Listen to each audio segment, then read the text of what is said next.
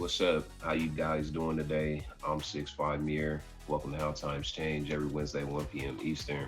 I have my co-host with me, Nikki, 24/7. Yeah, man, we're gonna get into some current events today. Should label the stream. Go ahead and talk to him, Nikki, while I fix that. Absolutely. Hey. I am Nikki 24/7, Tags resident historian. Yes, I gave that name to myself, but I live up to it. I am the co host of Empower Through History, soon to be a featured show, so stay tuned for that. It's Mondays at 11 p.m.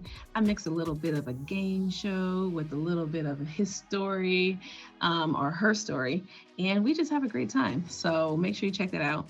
Proud member of the Scouts family. So anywhere you see that green and gold, come check us out. We have a show almost every day of the week.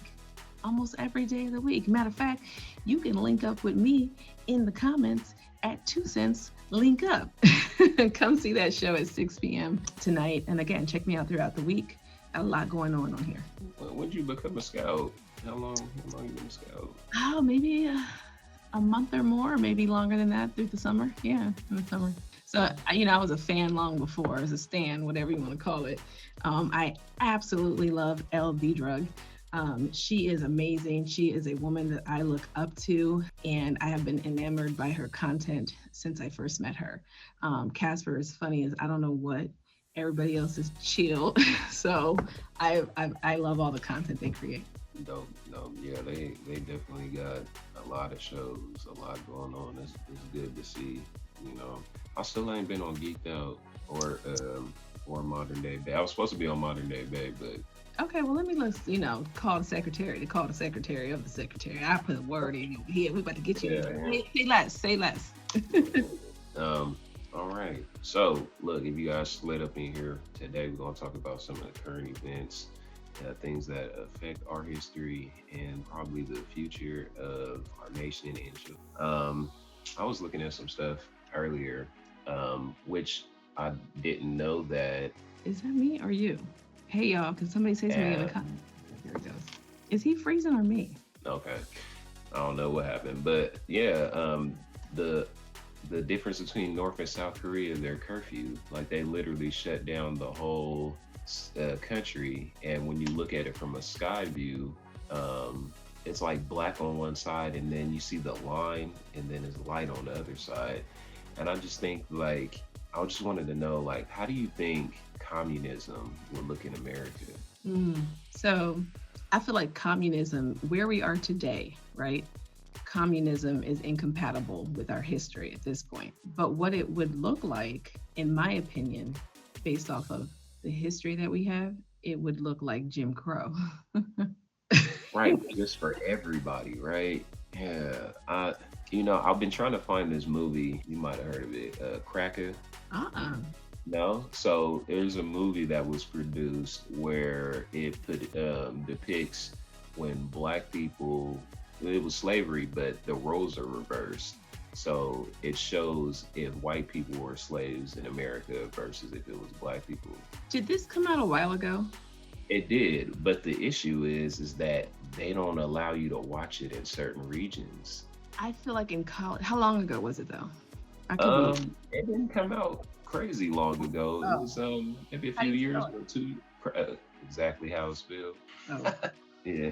Oh, 220. Where Yeah. can you can watch it on, not in the United States, not where I'm at. Exactly. Nowhere in the United States. Exactly. Oh, that's interesting. Oh, Yeah.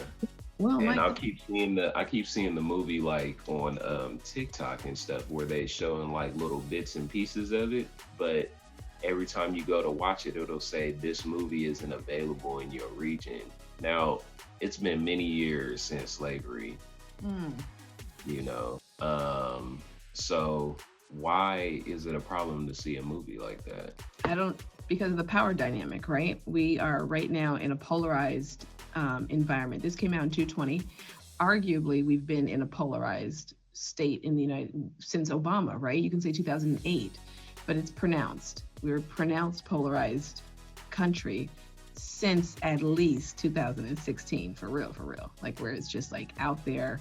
And so This is weird. I did not know about this. I'd have to actually research a little bit more in terms of it being outlawed and banned in the United States, just outright completely is interesting, right? Amazon Right. has decided to stop hosting it. And because Amazon is this huge company, maybe it threatened to not do business with anybody else if they hosted it as well. So then we have this issue of people who have a lot of money controlling politics, controlling indirectly, because that's not even like it's not a law. You can watch whatever you want to watch, but they're choosing not to pick it up. And so maybe other places have chosen not to pick it up either. Right. You think about all the stuff that's available to us as in movies. Like Mm. we have so many movies where we're slaves, so many movies where I would say that when the lighter version of people are slaves, they're normally slaves to themselves in those movies, Mm-hmm. you know. And it's not like a crazy role where we see them really going through anything. It'll just be like some regular servitude, servant type stuff. Nothing like they're not getting beat on or anything like that, you know. But to now, I can understand a movie like this in the 90s coming out or the 60s or 70s coming out, really making ripples through the United States. But the 2000s, like, what do you think we're going to do? We're just going to go out and just start enslaving people again? You know, I don't see I think there that was it's a one similar. problem. Yeah. You Goodbye, know, Uncle Tom. You guys should Google that. I don't remember exactly, but it was very problematic. It got banned in the United States, I think. Goodbye, Uncle Tom. And it was talking about slavery and the outlandish things that were being done. And they did not want to see themselves depicted in this way. right, right. And then to figure that Uncle Tom shouldn't be a negative term. Mm. So, what this reminds me of, which is very much tied to another current event, is the co opt of woke, right? Mm, And the idea that, oh, we are going to we're going to label certain things as woke and then ban them, i.e., Florida, right? Certain curriculums, certain books, certain topics, certain phrases are co opted. They take this word, change the meaning of it, and then say, now we're going to ban this and you can't talk about this. You can't talk about because it's essentially what they're saying is it's anti white. right. I remember talking to a friend about school when I lived in Texas, talking about school, how Texas has their own textbooks that are separate from the rest of the United States, and how people didn't learn certain things until they got older and started like going outside the state of Texas. And I'm like, dang, so they're still allowed to, you know, kind of like the Negro Bible situation where we Mm. talked about before, where it's like, okay, this is Texas history and this is what we wrote, this is how you're gonna learn it. And then you go out and find out later on that, oh, well, we was technically wrong, Mm. you know. And then how they have in their laws or how they can succeed from the United States, even if something should happen, you know. And it's like, how are we letting them get away with that, you know? So, Yeah. Here's the thing that was crazy that you mentioned. So Texas definitely does have its own textbooks that are separate because their state laws say that they don't want to talk about or their guidelines for the curriculum.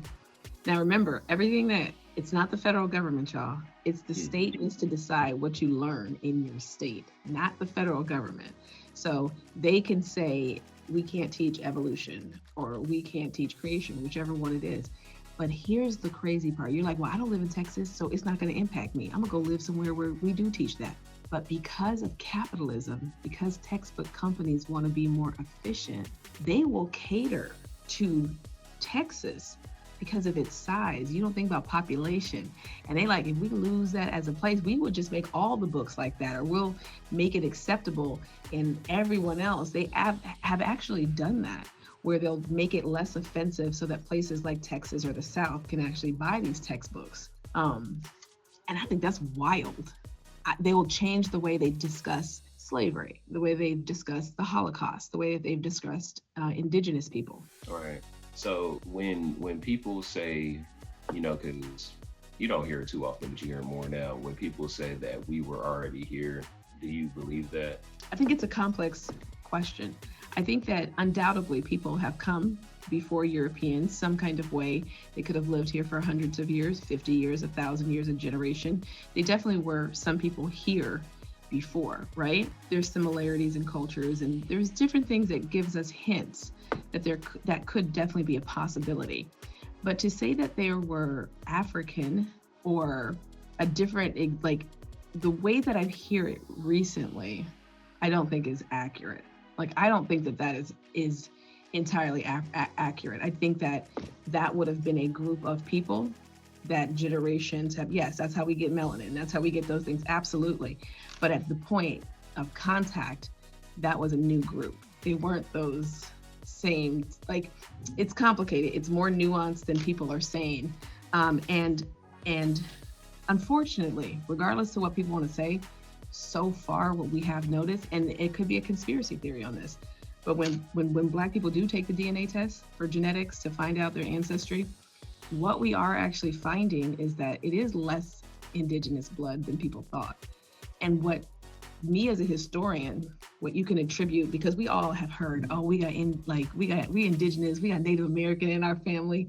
And what historians have uncovered is that the reason why Black people were saying that is because nobody wants to talk about assault. Nobody wants to talk about what actually made that straight hair, right? Like nobody wants to talk about where that light skin came from. And that is the part that's kind of hard to swallow. That's not to say that there aren't indigenous Black people who did live with the tribes, who were not enslaved and those type of things. But more often than not, and this is just me coming from a historical standpoint, just so y'all know, white people, if you didn't live with, like, they classified even indigenous as Black people in society. If you were like, it's a complex thing, and so there's a little bit of truth in all of it, but there's also a lot of shame around our history. Right. We know our numbers are low anyway because we think slavery, then how they moved into like the modern West and stuff. When everybody was going across the nation and everything, we know that there was only like 10,000 Black cowboys. So, and the numbers, even when you look at the numbers of slavery, that less than 400,000 slaves. But you look at other countries, there were millions of slaves. Brazil, places like Denmark and different places around the world, they had 3-4 times as many slaves in those places as they did in the United States. So for everyone to be like, that's here, to just be like, oh, I'm specifically African American, we don't really know.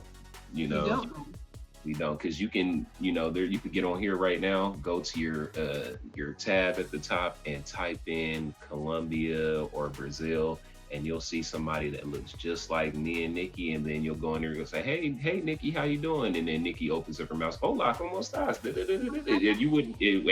you'd be like, what? Confused. Right. And I think that's a new thing that's happening too, right? Like we see more, in particular this part, and this is a tough situation, or a touchy topic.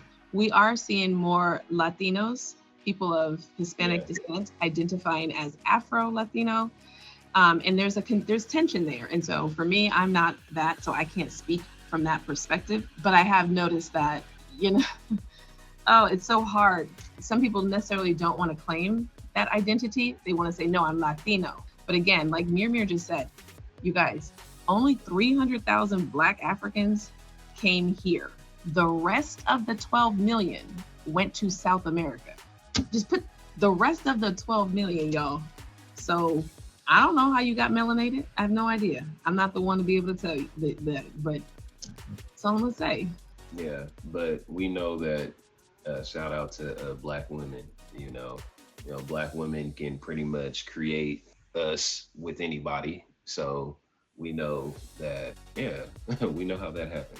But I want to do a little research probably on like how many, is there like an actual number, or how many mulattoes and were created during a certain time period to really like, when did the Black population really jump in America to start creating not just regular Black, but to start creating the different shades? So you can look from 1808 is the year that the United States said that they were no longer allowing Africans from Africa to be imported. in, right? And so from that point on, 1808, there definitely was still smuggling. Please understand that. But from 1808, you're going to see the natural birth, and it's in census records, the natural birth of African enslaved people begin to go up exponentially. And that is because slavery entailed a breeding process or a breeding project or a breeding component.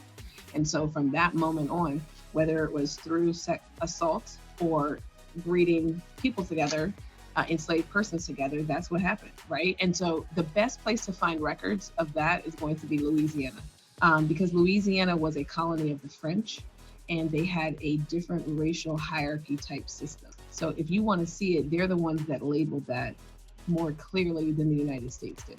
So you can see all of those in there. Another place, honestly, and they have the most people, is South America. The Spanish had a complex racial hierarchy system that they too also labeled pretty clearly. Right. I looked at pictures before, and like in Southern America, you barely see light skins. It's almost like they don't mix with them, or they won't. You know, and over here it's like the opposite. Like, okay, we everybody mixes together, but every time you see a couple over there, they're darker.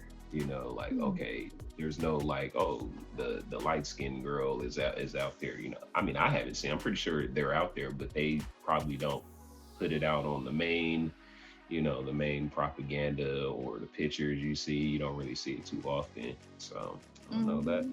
that when I first learned that, I was like, oh, that's interesting. How there wasn't that many of us here, but the damage that it caused to our culture and our race, and I just really wonder, like, what does it mean for the Afro Americans? You know what I'm saying? Like, was it worse for them versus us? Because we only America is like the standard for everything, and people always see what Black people went through in America, but what do the Black people in Southern America go through? Because we know in Europe they went through some crazy stuff too, worse than us, So what's good, everybody coming in, you know, almost like when they compare it to the Holocaust and stuff, it's like, oh, Black Mhm. people don't really got it that bad. The Holocaust was worse, you know.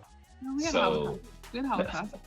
yeah, so I just want to know, like, I'm gonna start doing research on that, like the struggles and independence of the Blacks in Southern America, like, because there were 3-4 times the number of people. That 12 million is crazy. So what did you guys do, and how do you guys live every day with that?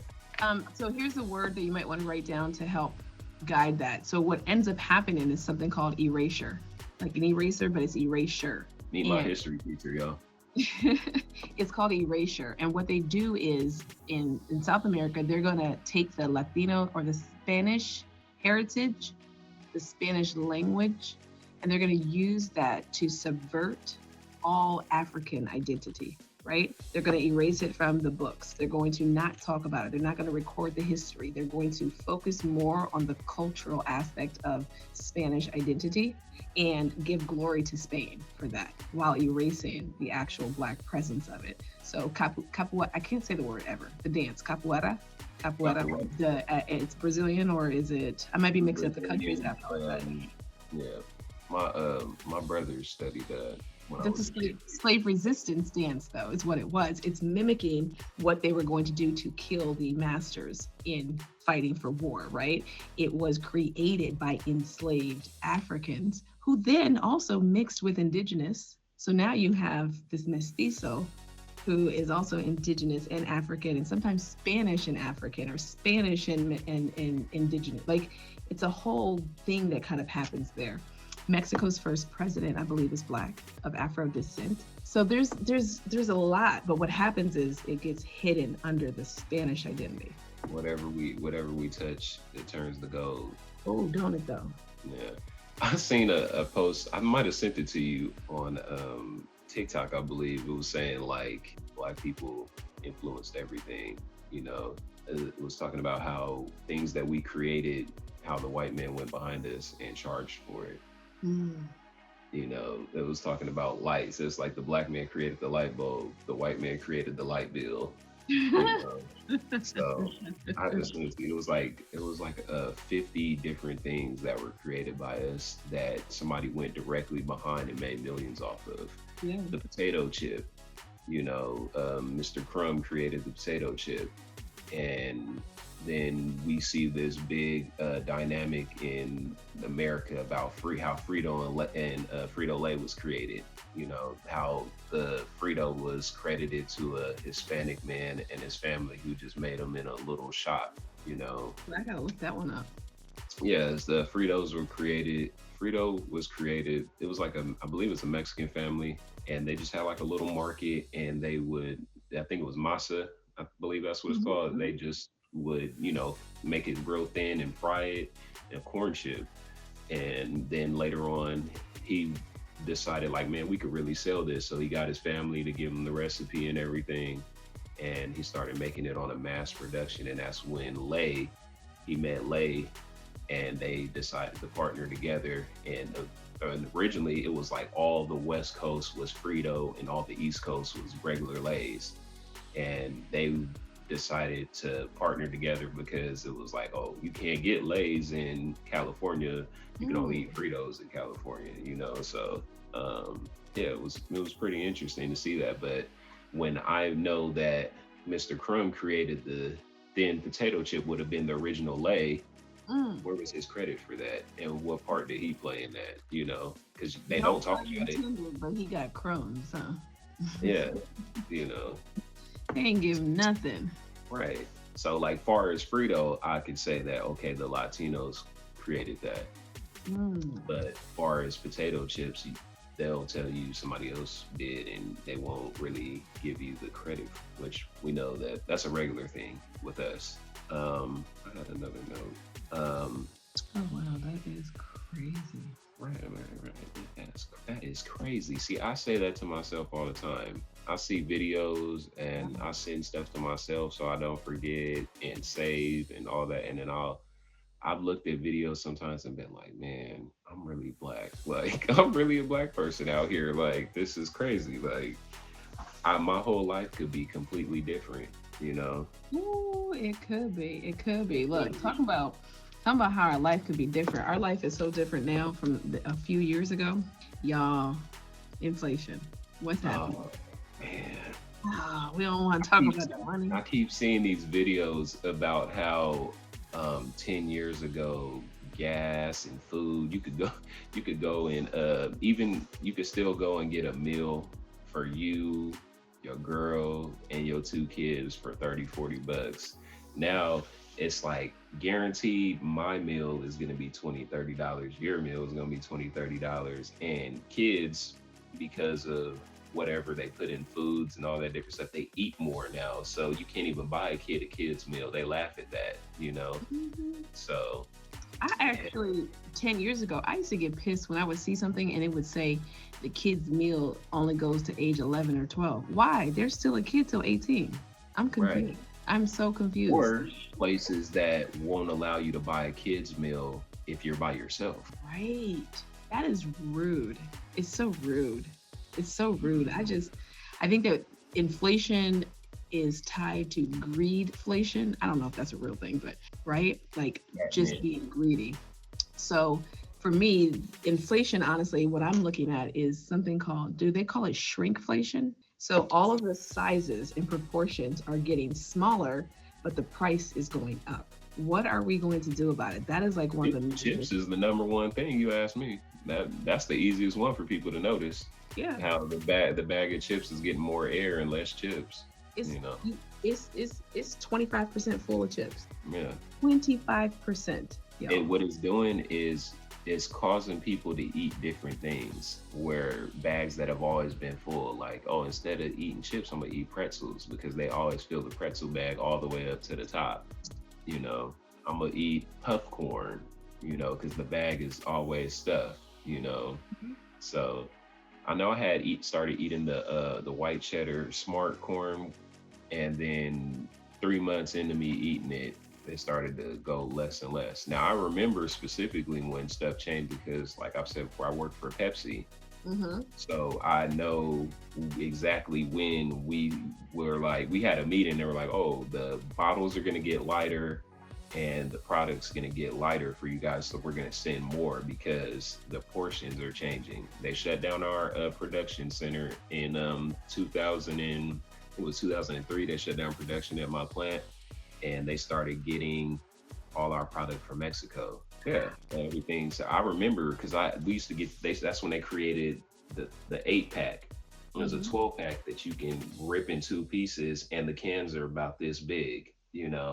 So yeah, it was wild to just actually see that in front of me. Like, oh, well, my workload's gonna get lighter, but then when I go to the grocery store for myself, I'm like, oh, all right, what am I gonna drink? Okay, I'm gonna start buying gallons of tea or Yeah. gallons of this because I'm gonna get the actual portion that I want.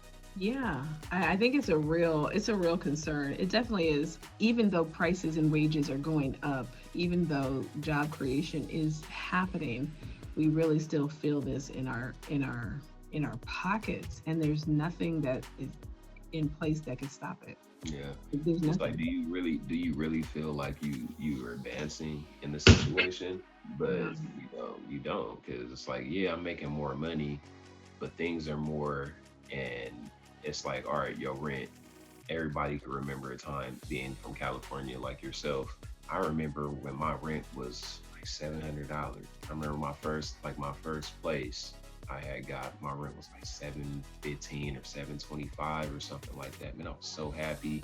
I was like, I could afford this. I go to work. I could pay my rent. I could do this and that. That same place is almost $2,000. It looks the same. Ain't nothing much changed. So it's just crazy because it's like all they do is raise the price and slap the same label on it.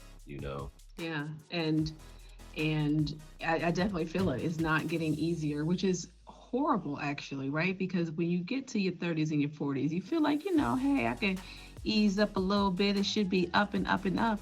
But the cost keeps going up. We can't get there. The baby boomers, we can't do what they did. It is impossible to do that in this economy. And so, you know, even though Right. This it's worldly like, production was different than, where now you look at, now this is a slightly off, but where warehouse jobs were okay. yeah, It was okay to be at a warehouse job. Now you work at a warehouse, people laugh at you, you broke, and all that kind of stuff. That's a whole different subject. But that was like the age of production. It was okay. You go to a factory, you see women in there, making bullets and mhm, blankets, bullets and blankets. So it was just it was just like, dang, we had a golden age in America far as production. Black people still was getting treated crazy, but well, when you make it more accessible, all of a sudden it's not affordable. All of a right, sudden you can't make a living off of it. All of a sudden it's like you just said, we're gonna look down on that job. All of a sudden, right. everybody cannot be a white collar worker, and blue collar workers still need to make a living wage. Hmm. Listen, y'all, I don't get me started on the economic part of it because I'll go off. There was a comment mirror, and I want to ask you what you think about this. I don't know how I got down the rabbit hole, but I went down it where people were basically a debate about, are people horrible because they don't leave tips? Are you a horrible person because you don't leave a tip? And there are thousands of comments and stuff going I on. have a lot to say about that because Tell of me. the industry that I'm in. So I work in the event space. Mhm. I'm a supervisor for large events, and a lot of times I staff, security, front of house, back of house. And people don't know that's like waitresses, waiters, people that cook, and different things like that. There are certain states where I know personally, like I have a friend in Texas, a friend in Maryland, another friend in Louisiana, where their wage as a server is less than $3. That's here where I'm at too. It's Yeah, like so they depend on the tips because the tips is what actually pays the bills for them. Now, the issue is people don't know how much they actually make unless they're connected to somebody in the industry. So people not leaving tips isn't because that they don't want to leave a tip. They don't leave a tip because they don't know most of the time. And you have people that are just, they don't care. So when you go into a restaurant, if you get good service and you're like, you know what, man, I want to give my waitress a little extra, because it was great. We love that. But what happens is people go into these restaurants and these businesses with the mindset like, what am I gonna leave a tip for? They getting paid regular hourly wage like everybody else. Well, technically, so they actually are, because federal law will not allow a state to pay below minimum wage. But here's what it is. If I make $2 an hour and I don't get any tips, then the company has to make sure that I make at least $7 an hour. Mm-hmm. Right? But I don't get to make 10, not like the living wage part, because you didn't leave me no tip. And so my problem with this is that nobody thinks, why am I subsidizing a business with my tips? Why are you getting to pay them? You should be paying minimum wage. You don't get to say that my tip will make up their wage. That is crazy, y'all. That's corporate welfare. That is corporate welfare, and it's coming directly out of our pockets. I'm not against tipping because it's the right thing and the service and your help. Like, that's what you're supposed to do. What I'm against is corporate welfare on that blatantly, when you don't even want to then give the person who's serving you food stamps. Right. Another problem that I directly deal with is they have this thing called pool tips, where they collect all the transactions, because a lot of places that I work at, like arenas, stadiums, they're cashless arenas now. So say you go get a burger and you tip, they say the tips come out to $300 or whatever in the POS system. Now they're gonna break down that $300 between everybody instead of giving the individual person their tips. Now, the problem with that is obvious. If I'm not doing any work, or if I'm going out of my way to make sure I'm getting these tips, because you have those people that they just naturally got a good mindset. They go in, they love their job, they're doing all these good things. And then at the end of the week, when they get paid, they done made $60 in tips.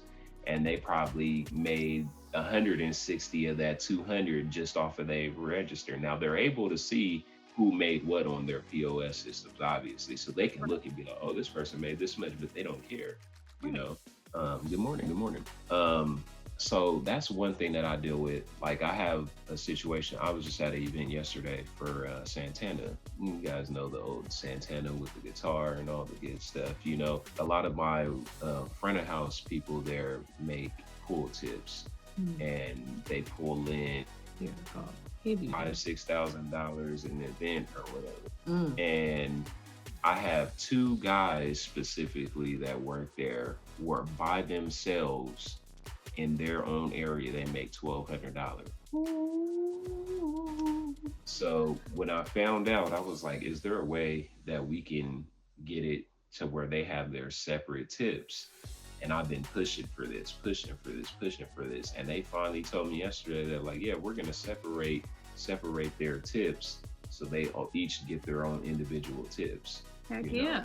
And it's been tough though, because I just asked, I was like, you guys know how much you make over here?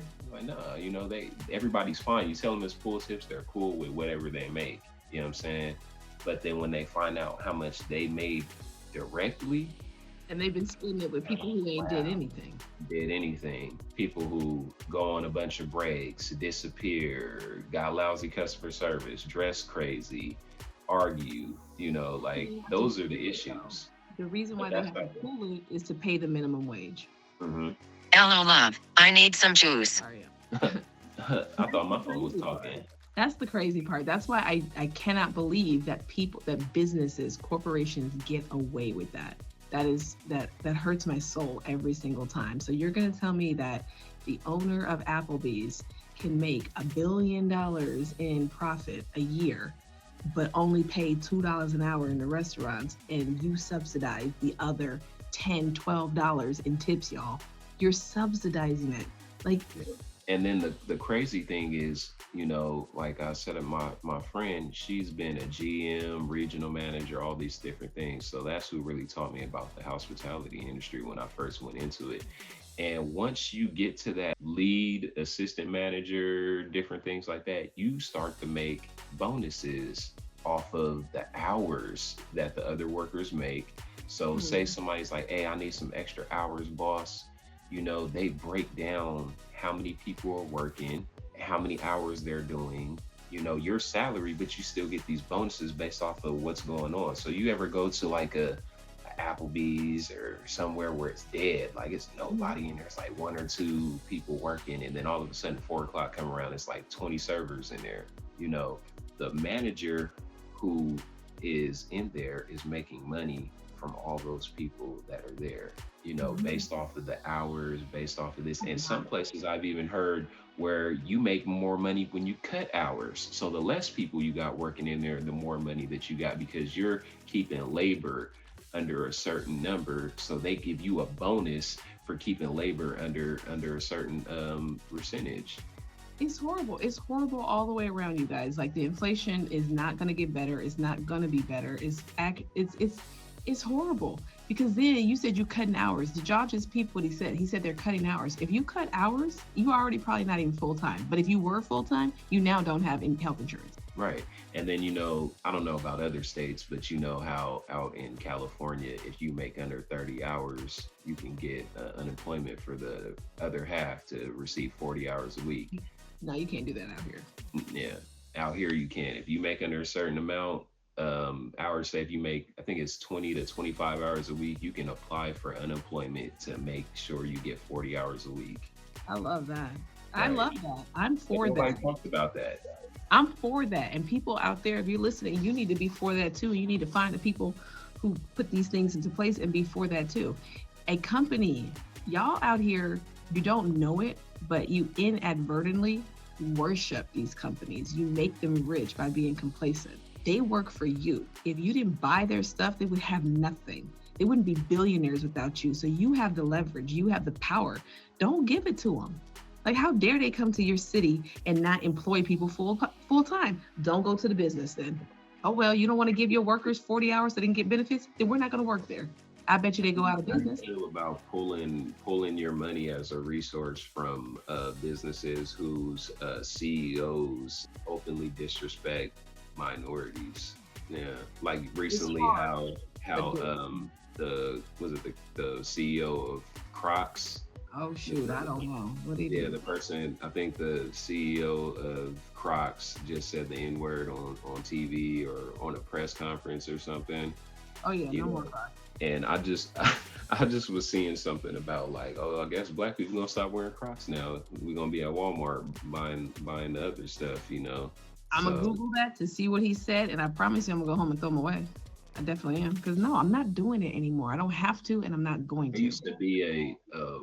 I used to wear Levi's 501s a lot. And before you came onto the show, I had a show in the past about brands that had hidden meanings and were racist and stuff like that. Like not Croc, but Levi's. If you look at the Levi's symbol, it was two horses tearing a black man in half. And I got you, Nikki. So I was like, dang, I used to wear these things for years, and then I really had to do research on that because I'm like, nah, people just be making up stuff like that, but no, it was a true fact, where it shows that I was like, that don't make sense because it looked like two pants legs, but it was actually a representation of a person being ripped in two pieces, which was a known punishment for slaves. So the only kind made by white labor. Yeah, it's like, oh, I can't wear Levi's no more because I just feel like it's like a slap in the face, Like when Tommy Hilfiger said he don't want black people in his clothes, I was like, shoot, I'm glad I never really wore Tommy Hilfiger anyway. I didn't make it for black people, and he probably meant to say I didn't make it to become this hip hop symbol that it became, but what you said was what you really meant. So you didn't clean it up enough. Yeah. Now, what I will say is that sometimes it's hard with these long-standing companies. Look at some of the brands that you use and see if there's anything like directly, I guess, racist. If you care, if you care. If you don't really care, because there's lots of things that we use every day that it's like, all right, well, say the I don't know, pizza. All of a sudden, pizza was like, oh, I don't like black people or Hispanics eating my pizza. Are you gonna really stop eating Domino's pizza or Pizza Hut? Would you really stop going there, or would you eventually forget and ignore it, and still spend your money there?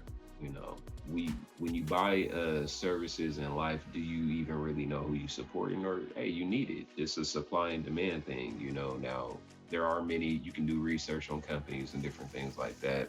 How do you actually feel about being publicly talked about, and then you're like, oh, I buy the brands like Amazon, for instance. If tomorrow Bezos was like, I hate black folks or I hate Latinos, would you stop shopping on Amazon? Would you really stop shopping on Amazon? So look at kind of things like that. What's up, sis? How you doing?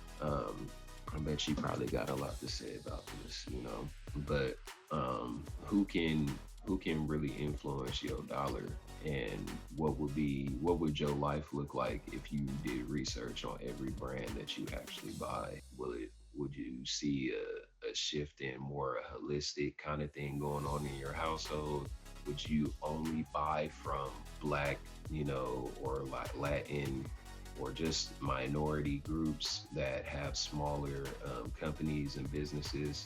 I've thought about that, like, oh, I'm gonna start buying black, support Bob, black owned business. But the issue with, black owned business, like we all know, is black folks, they charge too much to us. It's okay, we'll go get something from Ling Ling versus Keisha, you know what I'm saying? Because the price is different, and we need to get out of that for real. But do you know why they charge more?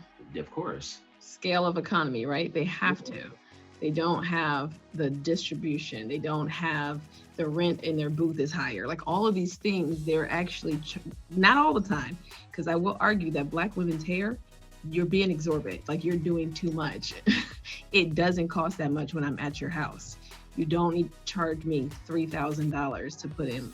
Like no. If you do the hourly thing, I don't need to pay you $250 an hour to do my hair. But if that's what you charge, and I pay it, and that's capitalism.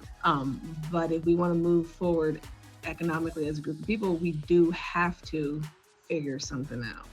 It's like where do you go to get the same service for a cheaper price, and is the quality going to be there? Yeah, it depends. I do know that it's hard.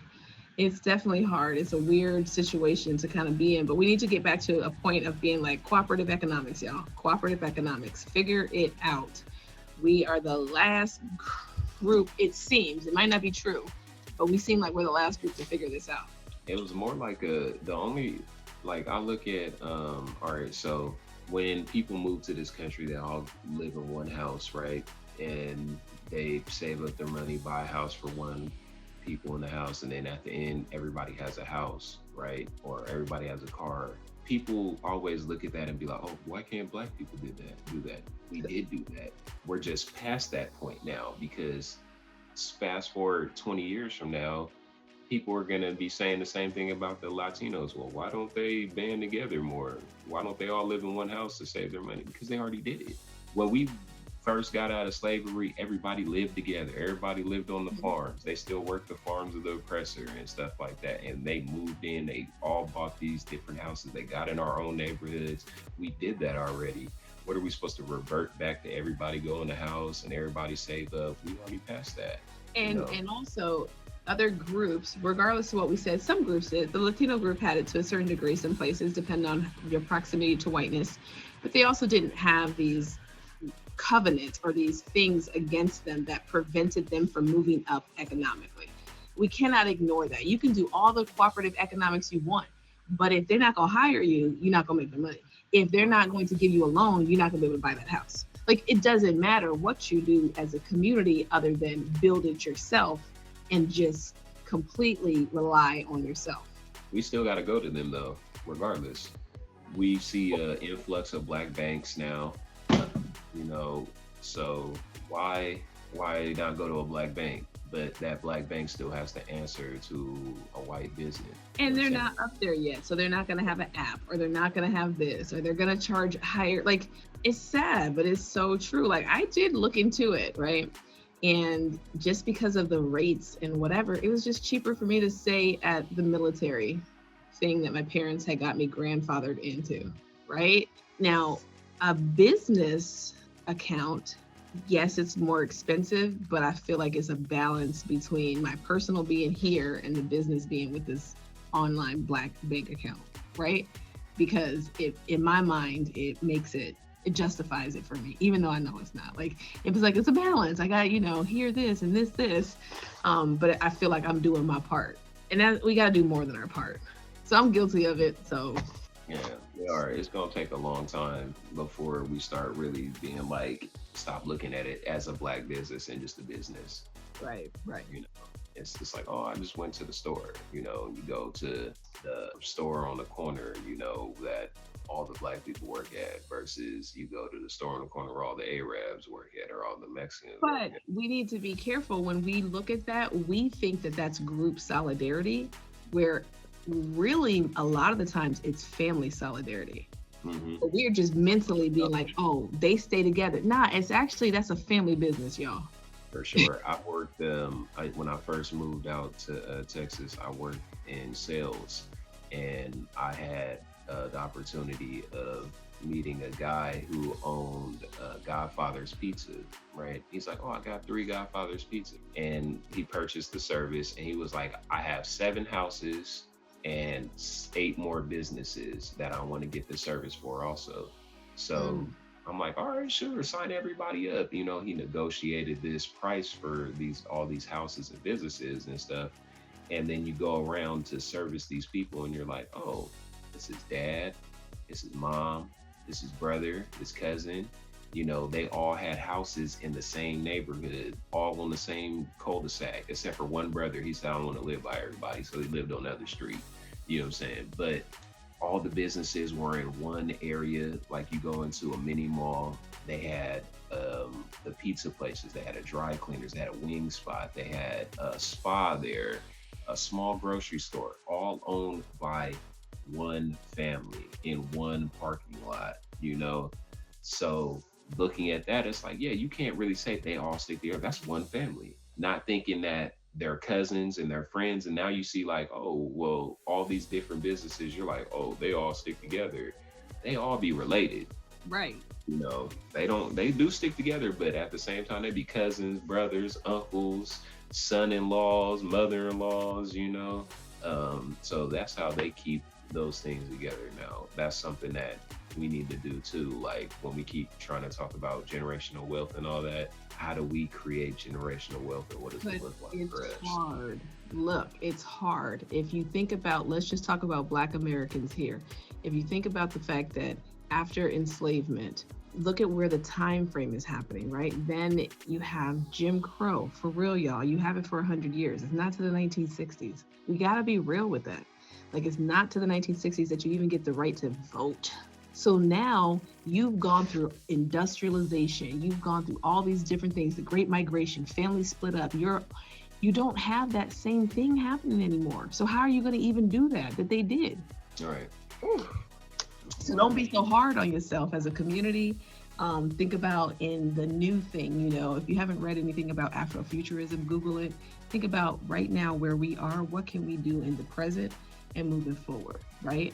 What can we do? And yes, we are just now starting from 65, and even that's not good because listen, whatever, we just now starting from today. What can we do? So here's what I tell you. If you got a brother, you got a sister, and y'all all live in different houses, or you're about to buy homes, you can go back to that model where you buy some land and y'all build y'all houses right there on that land. You don't have to live in the same house, but you can actually do that. You can take a little bit from all these other things and set it right for the next generation. You definitely can. So everybody, we'll be back again next week. how times change every Wednesday, 1 p.m. Eastern. Make sure you guys, Nikki with the fave, she got all kinds of things going on. You know, future feature show host. Every time I say that, it always gets tongue tied with everybody. You know, future feature show host. You know what I'm saying? I can't say it either. Future feature. Future feature show host. So hit her with the fave. Go check that out. You know, add another feature show to the Scout family. You know, don't worry. We gonna rival them one day. You know, over Ooh, here. yeah, we gonna rival them one day. Now we cousins. It ain't gonna be no rivalry. It's gonna be a community. It's gonna be Right. Ujama, whichever one it is. It's gonna be cooperative Emoja. economics. Emoja, there you go. Look, I was like, whichever Okay, one it right is. here. That look at it. So it ain't no rivalry. He about to come up and we about to just listen. We all work together. We could eat on here. We all work together. We could shape and make this what we want it to be. Because at the end of the day, we are the content. We are the creators. We have the key. And if we go with that mindset, they can't stop us. They gotta cater to us. So Right. The Black Dollar. All right, y'all. All right, Nikki. I'll see you later. Have fun. Enjoy school. don't we're gonna have to talk because this might be I might got food for another a show because the education system today. Man, right. We'll definitely have to talk about it.